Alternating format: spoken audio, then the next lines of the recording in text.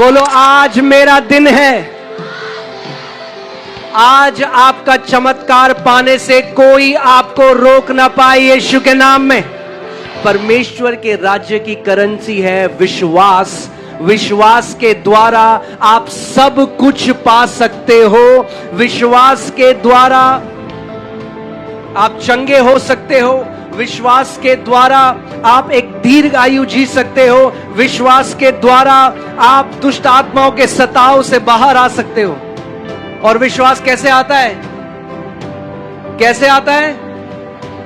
बस यही करना है आज आपको। कितने लोग इस जगह में परमेश्वर के वचन के प्रेमी हैं? मुझे अपना हाथ दिखाएं अगर आप परमेश्वर के वचन से प्रेम करते हैं। क्योंकि याद रखिए, परमेश्वर के वचन में लिखा है, बिना विश्वास के परमेश्वर को प्रसन्न करना असंभव है। मुश्किल नहीं है, असंभव है। हम लोग कई बार सोचते हैं कि रीति रिवाजों से परमेश्वर खुश होता है। हम ज्यादा उपवास करेंगे, हम ज्यादा दान करेंगे, हम ये सब करेंगे। और बाइबल हमें बताती है कि फरीसी ये सब करते थे, हमसे ज्यादा करते थे। हफ्ते में 3 बारी उपवास करते थे, पुदीने और जीरे का भी तायत देते थे। परमेश्वर हमसे रीति रिवाज नहीं चाहता।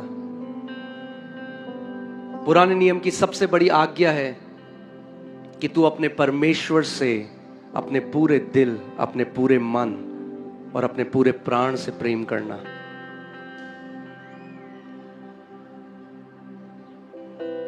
विश्वास से आप परमेश्वर से कुछ भी पा सकते हैं। आमीन। और आज वो विश्वास का आत्मा कई लोग पाने वाले हैं यीशु के नाम में। आप उसके विश्वास से परिपूर्ण होकर इस जगह से जाओगे। हमने विश्वास से देखा है कि कैसे परमेश्वर ने इतने सारे जीवनों को बदला है। और आज परमेश्वर का आत्मा, वो विश्वास आपके लिए उसने रखा है कि आप उस विश्वास को सीख सको और उस विश्वास के द्वारा हर एक पहाड़ को जो आपके जीवन में है उसको उखाड़ सको। आमीन। आप जानते हैं फरीसियों में और प्रभु यीशु मसीह के चेलों में क्या अंतर था? फरीसी भी वही पुराना नियम पढ़ते थे, प्रार्थना करते थे यहोवा से, सब कुछ वही करते थे, मगर क्या अंतर था? अंतर यह था कि जो फरीसी थे वो रीति रिवाज में बंधे हुए थे और जो प्रभु के चेले थे उनका एक जीवित रिश्ता प्रभु यीशु मसीह के साथ था। आज मेरी ये प्रार्थना है कि गुमला के जितने ईसाई हैं वो रीति रिवाजों से बाहर आकर उनका एक रिश्ता प्रभु यीशु मसीह के साथ हो जाए, कि आपका जीवन उस एविडेंस से, उन फलों से भरा हुआ हो। क्योंकि जो फरीसी थे उनके जीवन में केवल बातें थी, और जो यीशु के चेले थे उनके जीवन में प्रगटीकरण था कि परमेश्वर उनके साथ है। आज आप में से हर कोई एक प्रगटीकरण यहां से लेकर जाए यीशु के नाम में। आमीन। आपका ईमान बहुत छोटा है गुमला, क्या विश्वास करते हो? एक जोर की आमीन बोलो। बोलो आज मेरा दिन है। आज आपका चमत्कार पाने से कोई आपको रोक ना पाए यीशु के नाम में। आमीन। हालेलुया। विश्वास कैसे आता है? कैसे आता है? बस यही नहीं करते मसीह लोग। सुनते नहीं है। जब वचन का समय है तब इधर उधर ध्यान है।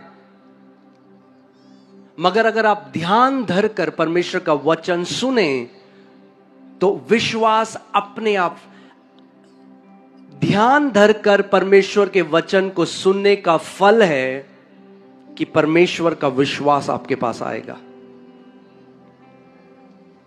क्या किसी के पास, do you have a note? कोई नोट है किसी के पास? वॉलेट में किसी के पास नोट है? ओके।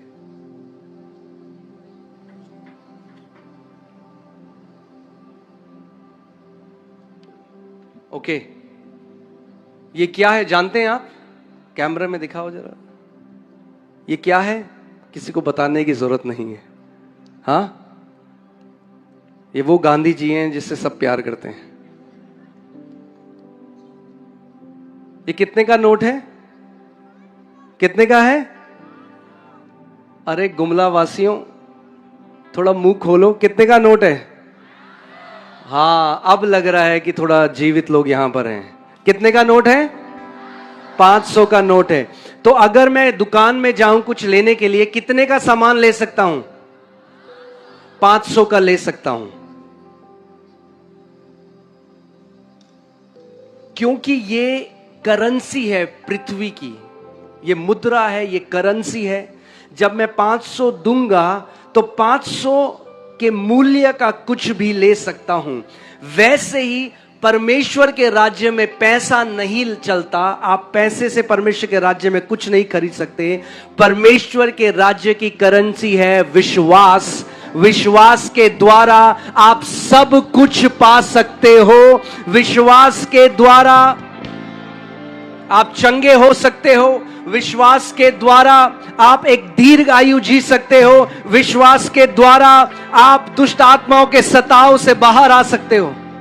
और विश्वास कैसे आता है? कैसे आता है? बस यही करना है आज आपको।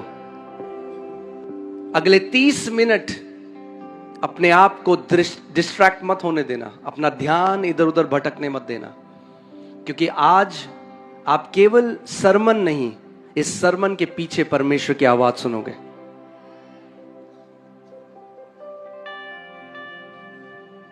आमीन, हालेलुया। बहुत जरूरी है कि आप जानो कि परमेश्वर ने आपको क्यों बनाया है। जब मैं परमेश्वर के वचन से एक प्रकाशन मुझे मिला, आप जानते हैं कई लोग आज बाइबल को एक धार्मिक पुस्तक की तरह पढ़ते हैं और उनके जीवन में उससे कोई लाभ नहीं होता।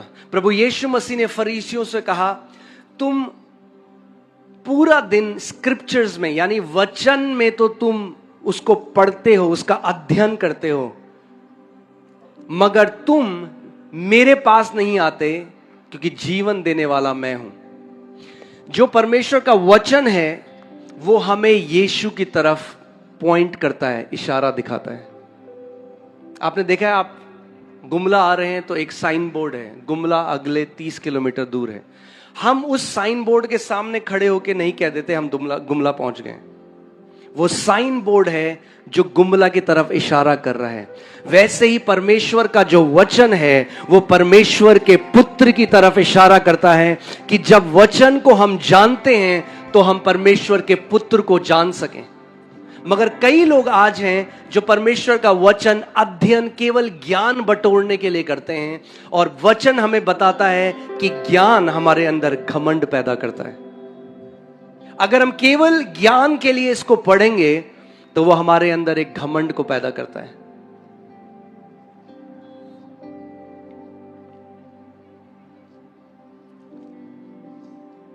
सदूसी और फरीसी जो पूरे दिन रात अध्ययन करते थे पुराने नियम का, मगर वो यीशु को ना पहचान पाए जब यीशु उनके पास आया। उस परमेश्वर को ना पहचान पाए जब वो परमेश्वर उनके सामने आया, जिस परमेश्वर की वो दुहाई दिन और रात देते थे, जिस परमेश्वर के बारे में वो दिन और रात बात करते थे। जब वही परमेश्वर उनके सामने आया तो वो उसको पहचान ना सके। बाइबल बताती है कि यीशु मसीह ने अपने चेलों की बुद्धि को खोल दिया कि वे परमेश्वर के वचन को समझ सकें। जब तक परमेश्वर का आत्मा हमें उसके वचन को ना समझाए, ये केवल एक धार्मिक पुस्तक होगी। और आज मेरी ये प्रार्थना है कि आज प्रभु यीशु मसीह यहां पर बैठे हर एक बेटे और बेटी की बुद्धि को खोल दे कि आप परमेश्वर के वचन की गूढ़ बातों को समझ सको। आमीन। मेरे पीछे बोलो, प्रभु यीशु मसीह मेरी समझ को खोल दे कि मैं तेरे वचन के भेदों के प्रकाशन को समझ सकूं। आमीन। आज मैं आपको बताना चाहता हूं कि क्यों परमेश्वर ने हमारी सृष्टि करी, क्योंकि जिस दिन आप इस बात को जान जाएंगे, जिस तरीके से आप जीते हैं, जिस तरीके से आप सोचते हैं, आप बोलते हैं, आप चलते हैं, वो बदल जाएगा, आपका चाल चलन बदल जाएगा।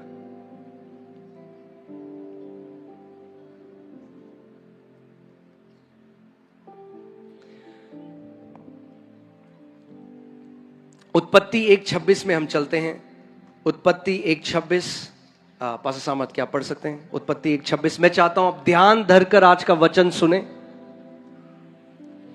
क्योंकि आज बहुत सारे मिरेकल्स, चमत्कार प्रभु यीशु मसीह यहां पर करेगा।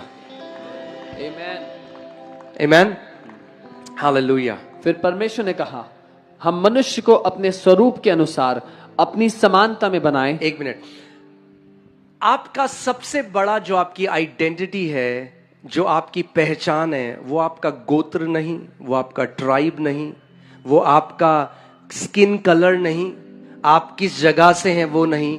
आपको सबसे पहले समझना पड़ेगा कि आपकी जो बनावट है, जब परमेश्वर ने मनुष्य जाति को बनाया तो बाइबल कहती है उसने मनुष्य जाति को अपनी समानता और अपने स्वरूप में बनाया।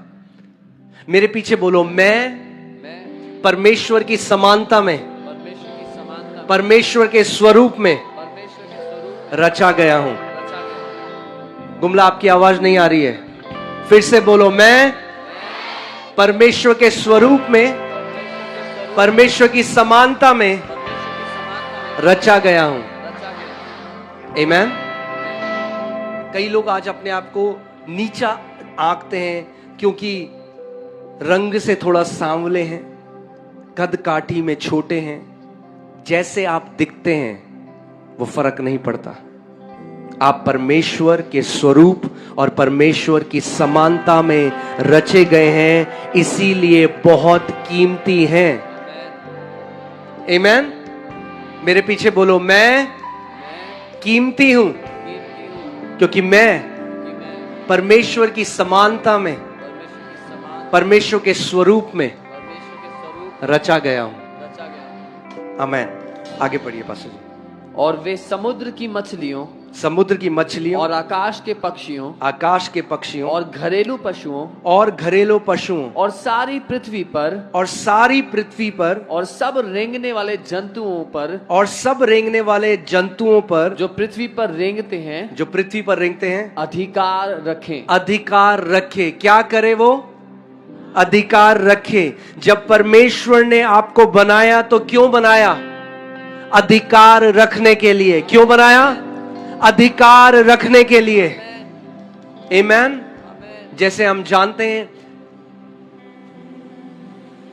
पूरी दुनिया में अलग अलग अधिकारी होते हैं, आमीन, वैसे ही परमेश्वर ने आपको भी आत्मिक जहां में एक अधिकारी बनाया है। जब तक आप इस बात को नहीं समझेंगे तो आप भीख मांगते रहेंगे, आप गिड़गिड़ाते रहेंगे, आप परमेश्वर से भीख मांगते रहेंगे, ये ना जानते हुए कि परमेश्वर ने आपको अपने स्वरूप में, अपनी समानता में रचा है। और जब मैं बाइबल को पढ़ रहा था, इसका क्या मतलब है कि परमेश्वर ने हमें अपने स्वरूप और अपनी समानता में बनाया? ध्यान से सुनना। बाइबल कहती है कि शुरुआत में सब अंधकार था, पृथ्वी बेडौल थी, सुनसान था, और परमेश्वर का आत्मा गहरे जल के ऊपर मंडरा रहा था। जैसे यहां परमेश्वर का आत्मा मंडरा रहा है, मगर कुछ नहीं बदला। कितने समय तक परमेश्वर का आत्मा मंडरा रहा था हमें नहीं पता। 5 मिनट, 10 मिनट, 1 साल, 10 साल, बाइबल हमें नहीं बताती। मगर केवल परमेश्वर का आत्मा अगर कहीं पे मौजूद है, इसका मतलब यह नहीं कि बदलाव आएगा। परमेश्वर का आत्मा गहरे जल के ऊपर मंडरा रहा है, मगर कोई बदलाव नहीं आया जब तक परमेश्वर ने अपने मुंह को नहीं खोला और बोला, लेट देयर बी लाइट, उजियाला हो जा, और उजियाला हो गया। और बाइबल कहती है फिर परमेश्वर ने जो बोला, फिर परमेश्वर ने उसको देखा और कहा इट इज गुड, ये अच्छा है। परमेश्वर ने बोला और फिर परमेश्वर ने देखा, फिर परमेश्वर ने बोला, फिर परमेश्वर ने देखा। परमेश्वर का जो मुंह था वो एक चित्रकार की तरह जो जो वो देखना चाहता था वैसे वैसे बोलता गया। ध्यान से सुनिएगा आज मेरी बात को। आपको मैं बताऊंगा कई जो आपके जीवन में प्रॉब्लम है उनका कारण क्या है, और आप हैरान हो जाएंगे सुन के। शैतान नहीं है इतना जितना उस पर आप हर चीज को शैतान के ऊपर डाल देते हो आप। परमेश्वर ने कहा और वैसा हो गया और वो अच्छा था। और बार बार परमेश्वर ऐसा बोलता गया, और बाइबल में लिखी है उत्पत्ति 1 में 9 बारी परमेश्वर को बोलना पड़ा। और उसके बाद 10वीं बार परमेश्वर ने यह बोला, आओ अब हम मनुष्य को अपने स्वरूप अपने समानता में बनाएं कि वो भी अधिकार रखे। अब मैं आपसे एक सवाल पूछता हूं, कैसे हम लोग अधिकार आज रख सकते हैं? कैसे रख सकते हैं? देखकर जिसके स्वरूप और समानता में हम बनाए गए कि वो कैसे कार्य करता है। परमेश्वर ने जब अंधियारा था, जब सब कुछ बेडौल था, बदसूरत था, तो परमेश्वर ने वो नहीं कहा जो वो देख रहा था, उसने वो कहा जो वो देखना चाहता था। हमारी प्रॉब्लम ये है, हम वो कहते हैं जो हम देखते हैं, परमेश्वर वो कहता है जो वो देखना चाहता है। मगर उसने हमें अपने स्वरूप और अपनी समानता में बनाया है ताकि हम भी उसकी तरह जो देखना चाहते हैं वो कह सकें अपने मुंह से। कई लोग कहते हैं अच्छा मतलब कहने से हो जाएगा, अगर हम कहेंगे तो हो जाएगा। नीति वचन 18:21 में लिखा है कि मृत्यु और जीवन मनुष्य की जीव में है।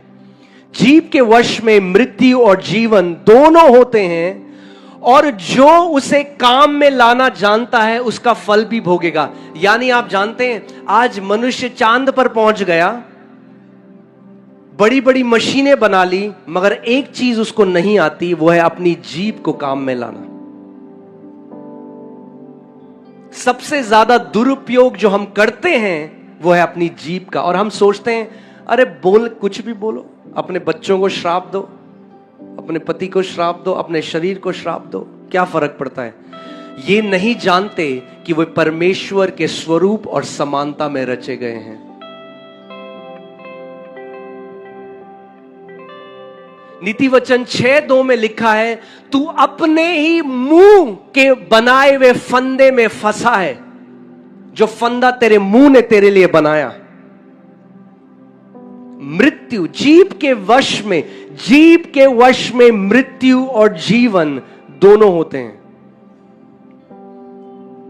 और मैं आपको एक के बाद एक उदाहरण दे सकता हूं जहां पे कई ऐसे लोग हैं जिन्होंने अपने जीवन के लिए गलत शब्द वो बोलते रहे और उसका फल भी भोगा।